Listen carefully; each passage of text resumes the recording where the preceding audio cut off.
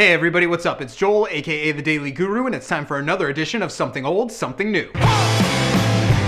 Today for Something Old, we're going to check out a record you probably have never heard of, but you'll be glad once you know about it. The name of the band is the Rondelles, and the album is called Fiction Romance Fast Machines. Let's all take a moment and think about that high school band that you all know or possibly played in. And while some of these groups may have recorded demos or possibly even an album, there may not be one other that can claim they opened up for bands like Sonic Youth while they were still in high school. With this sort of reality, it's nothing short of amazing that so few people have been turned on to the amazing music that is the Rondelles, because they do everything absolutely right when it comes to making uniquely great music. Falling somewhere in that odd intersection between the mid-60s girl group sound and that more modern indie rock sound, you can make a case that most of those current copycat bands that are all searching for a sound are searching for this sound. There are moments all across this record that are absolutely fantastic, where the group seems just as able to pull from the B-52s as they are from the group that gave this album its title, the Buzzcocks. The energy that runs throughout this record is absolutely amazing. It never lets up even for a second. But at the same time, it never gets to the point where it overpowers the song or makes them become cliche. And at the same time, there's just the right amount of buzz and distortion on these songs that it's impossible not to fall in love with them. The vocals throughout the album are just as superb, and I guarantee within no time you'll find yourself singing along to every single song. And it's the way that they're able to finish these songs off with a great dose of punk energy and punk attitude that makes every song absolutely exceptional. Every moment is completely catchy, and there's no question this is one of the most essential records you probably don't own. So be prepared to feel angry that you didn't hear these songs sooner. Go out and get yourself a copy of Fiction Romance Fast Machines. Thank me later.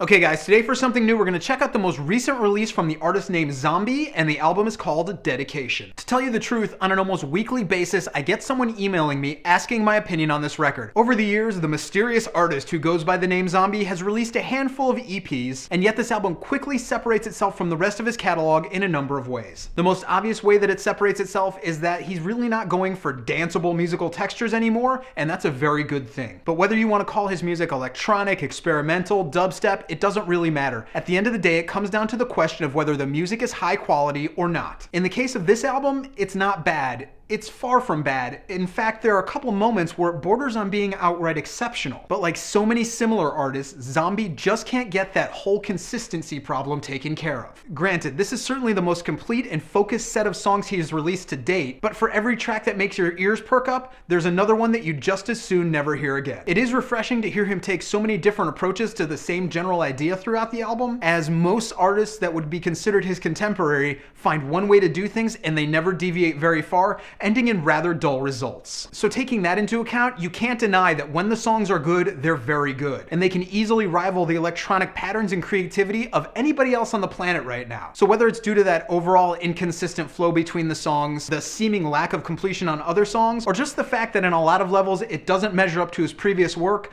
on the bite or borrow it, I hate to say it, this album is a bin it. So that's what I got for you guys today. I hope you dug it. If you did, go ahead and click subscribe, go ahead and leave a comment, go ahead and click like, whatever you want to do. Remember that if you leave a comment here or you share this book via my Facebook page, you're automatically entered to win at least 4 of the albums I recommend this month at the end of the month. If you want to email me, you can do that at dailyguru@gmail.com, and check out my website where every single day I talk about the greatest music of all time at dailyguru.net. You can follow me on Twitter, Facebook, and Tumblr right here, and we'll see you guys again next week.